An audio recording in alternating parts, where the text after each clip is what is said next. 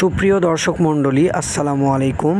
আজকে আমরা এই ভিডিওর মাধ্যমে দেখতে চলেছি কিভাবে আমরা হোয়াটসঅ্যাপের নোটিফিকেশন সাউন্ডটি চেঞ্জ করতে পারি। কেননা আমরা মোবাইল কেনার পর আমাদের by default sound notification system যেটি থাকে সেটি প্রত্যেকটি অ্যাপ্লিকেশনের জন্য একই সেম নোটিফিকেশন ব্যবহার হয়, যার কারণে আমরা বুঝতে পারি না কোন নোটিফিকেশনটি কোন অ্যাপ্লিকেশনের জন্য ব্যবহৃত হচ্ছে। তাই আমরা খুব বেশি ব্যবহার করে থাকি হোয়াটসঅ্যাপ মেসেঞ্জার।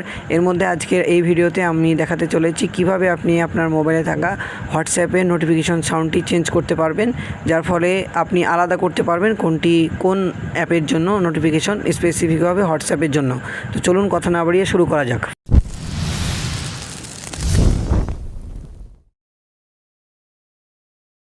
প্রথমে আমরা আমাদের মোবাইল ফোনে থাকা যে হোয়াটসঅ্যাপ অ্যাপ্লিকেশনটি অন করে নেব। অন করে নেওয়ার পর আমরা হোয়াটসঅ্যাপের উপরের দিকে দেখব থ্রি ডট মেনুতে ক্লিক করার পর নিচে দেখা যাবে স্টার্ট মেসেজেসের নিচেই থাকে সেটিংস।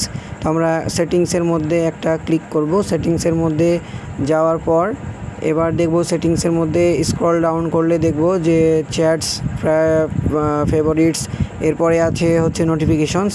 তো আমরা নোটিফিকেশনসের মধ্যে ক্লিক করব। নোটিফিকেশন সিস্টেমটি এনেবল করার জন্য নোটিফিকেশন অন করব। নোটিফিকেশন অন করার পর আমরা দেখব এখানে লেখা আছে নোটিফিকেশন টোন, ভাইব্রেশন, লাইট। তো আমরা নোটিফিকেশন টোনের উপর ক্লিক করব। নোটিফিকেশন টোনের উপর ক্লিক করার পর আমাদের সামনে অনেকগুলো নোটিফিকেশন শো হবে। আপনার যেটি পছন্দ আপনি সেটি ম্যানুয়ালি সিলেক্ট করে নেবেন।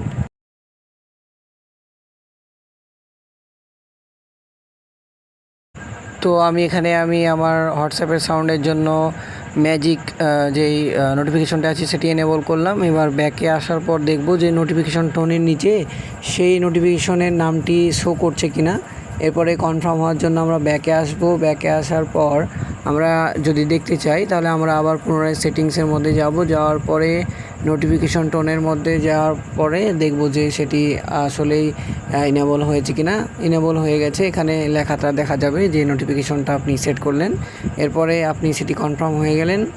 তো আশা করি আজকে টিউটোরিয়াল থেকে বুঝতে পেরেছেন কিভাবে হোয়াটসঅ্যাপের নোটিফিকেশন টোনটি আপনি চেঞ্জ করতে পারেন।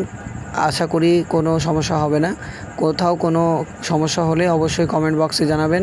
আমি চেষ্টা করব আপনাদের সমস্যার সমাধান করে দেওয়ার, ইনশাআল্লাহ। ততক্ষণ অবধি ভালো থাকবেন, সুস্থ থাকবেন। চ্যানেলে নতুন হয়ে থাকলে সাবস্ক্রাইব করবেন, আর অলরেডি সাবস্ক্রাইব করে থাকলে অসংখ্য ধন্যবাদ। দেখা হবে পরের কোনো ভিডিও নিয়ে। ততক্ষণ ভালো থাকবেন। আপনার সুস্বাস্থ্য কামনা করে বিদায় নিচ্ছি। আসসালামু আলাইকুম।